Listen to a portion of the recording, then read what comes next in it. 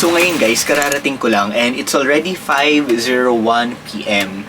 Ayan, na-late kasi ako ng pag-check-in, dapat 2 o'clock PM. Kaya lang, sa sobrang tagal nung pagta-travel, and then, malakas sobra yung ulan. Hindi ko rin kasi in-expect na magiging ganito yung weather. Though, nakita ko naman doon sa weather forecast, nag-search kasi muna ako bago mag-book. Nakalagay doon na uulan nga, pero sinet aside ko yun, iniisip ko forecast lang naman siya. So, ayun, umulan talaga. Tapos, sobrang lakas, nakakawindang, basang-basa talaga ako.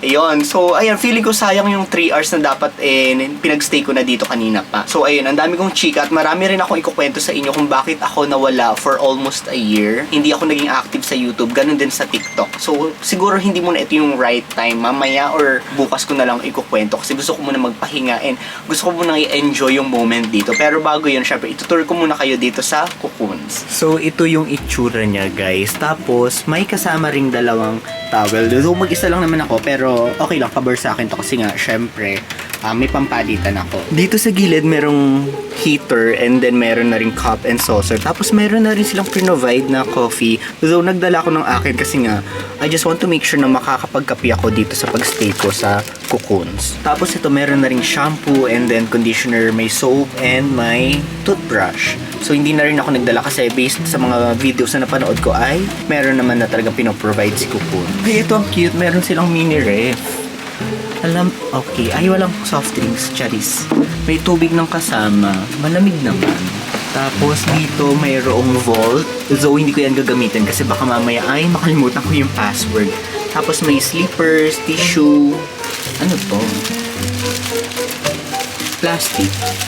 Hindi ko alam. Mamaya na natin i-figure out. Tapos meron din pala siya dito sa loob na ano ba ito? Mamaya na natin kalkalin guys. Tapos dito sa gilid ng bed, may mga storage din. Ayan. Pwede ka maglagay ng mga gamit mo. But hindi ko na yan paglalagyan kasi baka mamaya maiwan ko yung gamit. May pagka makakalimutan pa naman ako. Every little thing between, maybe this can't be. I read the note that you gave me through the moonlight in my bedroom. A part to start, build on. Maybe must have started this too soon.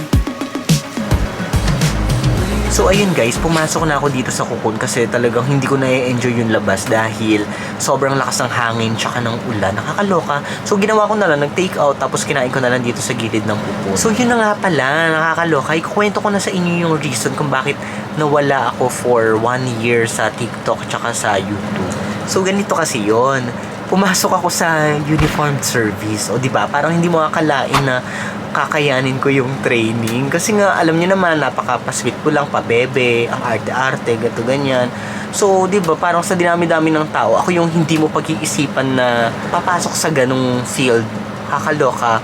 Ayun. So, ang reason ko kasi kung bakit ako pumasok sa BJMP, it's because gusto ko makapasok sa government. Kasi alam naman natin, maganda yung benefits talaga sa government. And gusto ko yung permanent status na kasi nga sa private universities, sobrang hirap ma-regular. Ang hirap maging permanent. Inaabot ng more than 3 to 4 years. Parang ganun. So, ayun, naghanap ako ng ibang work, which is, ayun nga, yung BJMP. Ang reason kung bakit yun yung napili ko, kasi align siya doon sa gusto kong gawin kasi pwede na kami magturo sa mga PDL o persons deprived of liberty. Isa pa doon kasi nagandahan din ako sa uniform, nakakaloka, 'di ba? So ayun na nga, balik tayo. Nag-undergo ako ng training. Ang nakakaloka is sobrang hirap niya. As in talagang rigid na rigid. Talagang nag-iba yung itsura ko guys. Kung makikita nyo yung picture ko sa Facebook, talagang nakakaawa. Alam mo, parang natuyot ako, ganun. Parang hindi ka ba naman matutuyot kasi yung pagkain doon ay limited lang, lalo na kapag unrecognized ka. So, ayun, nakakaloka kasi bawal kami kumain ng extra food. Kung ano lang yung binibigay doon, actually hindi siya bigay, may bayad siya kasi lahat ng galaw doon may bayad. So, ayun, kung ano lang yung pinoprovide nila, yun lang yung pwede mong kainin, yung breakfast, lunch, and dinner. And then, very limited yun kasi nga, syempre, nag-exercise kami 4 times a day.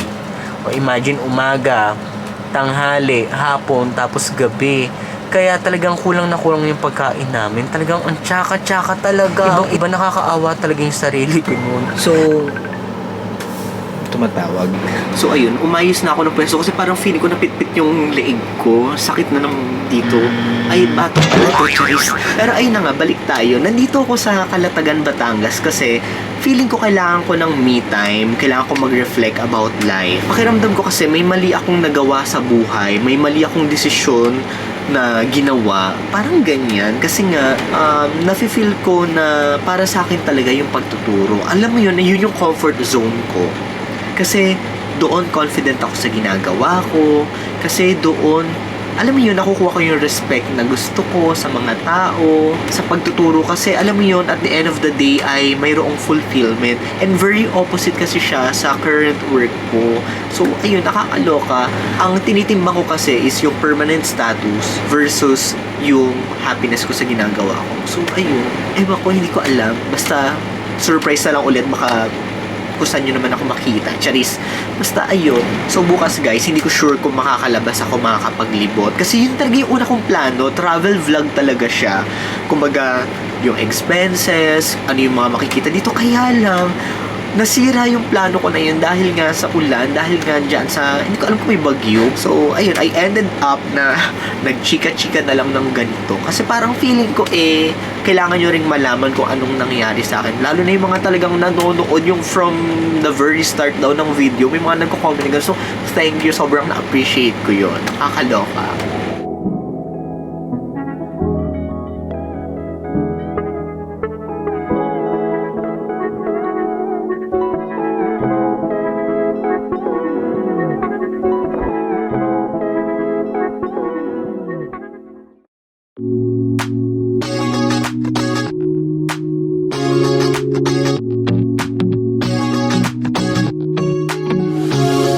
So comfortable, but no one seems to hold me like you do. You're so wonderful. A star could never shine as bright as you. Shine as bright as you. Even the dark days still see light.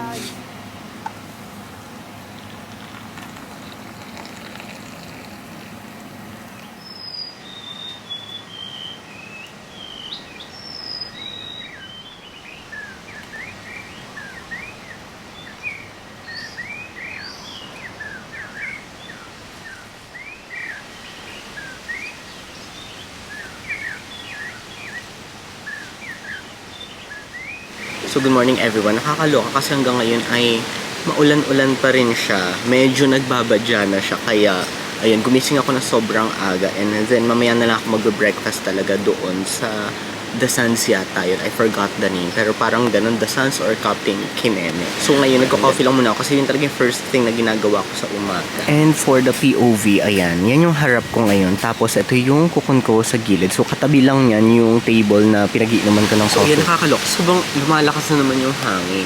So ayun, sobrang hina lang talaga ng boses ko kasi parang hindi ako comfortable talaga mag-vlog sa public place, diba? Kadalasan naman ay sa loob lang ako ng bahay. Kaya ang awkward talaga ang kumilos, ang awkward mag-shoot, maghanap ng perfect na angle. Kaya pagpasensyahan ninyo kung hindi ganun kaganda yung ipaproduce ko ngayon.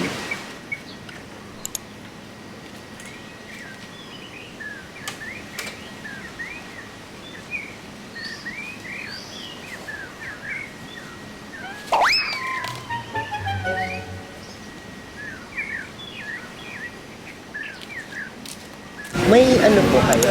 Cold coffee. Cold coffee po. Sige, for take out din po.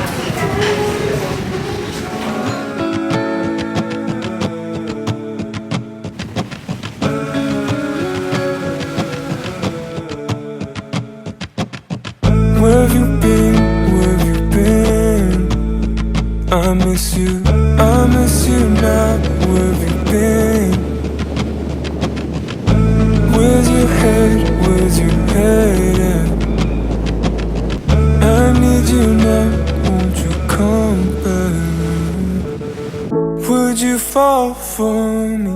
I will fall for you. Don't you make no mistake, 'cause I'm all for you. Now we back to chillin' in my crib now, and I I know it feels right, and I know it feels right. I'ma curve other girls in my life, cause you the one that feels right, you the one that feels right. Hit you in the spot when it's late night, I know when it feels right, I know when it feels right. Couldn't see me with nobody else, cause you the one that feels right, you the one that So ayun, kanina yung nagbe-breakfast ako, parang nabusog ako sa buhangin. Kasi nga, nalaglag yung yung box. Hindi ko alam ano tawag doon. Kasi parang carton yung lalagyan ng kinakainan ko. Kasi nga, pina-take out ko. Tapos biglang humangin ng malakas. Nabigla ako. Eh di tumao. Buti na lang hindi siya tumapon. Kaya lang habang kinakagat ko yung bacon, yung itlog, yung pancake, nararamdaman kong may kakaibang texture talaga. At alam kong buhangin yun. Kaya lang hindi ko naman pwedeng itapon. Kasi nakakapanghinayang, di ba? Nakakaloka. So, ayun lang. Girl, you give me feelings in the summertime. Something about the weather in July. But I'm about as fickle as the sands of time. So I don't wanna call you mine. There's a little ember in my heart that flickers. Nothing seems to cultivate the flame. I don't got a problem making conversation. Sorry, but that's where it's gotta stay. Don't wait for me, ay, ay.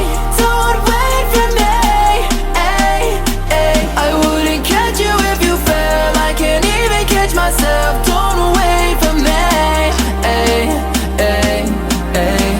You're the kind of lady that can make my head spin. I don't gotta take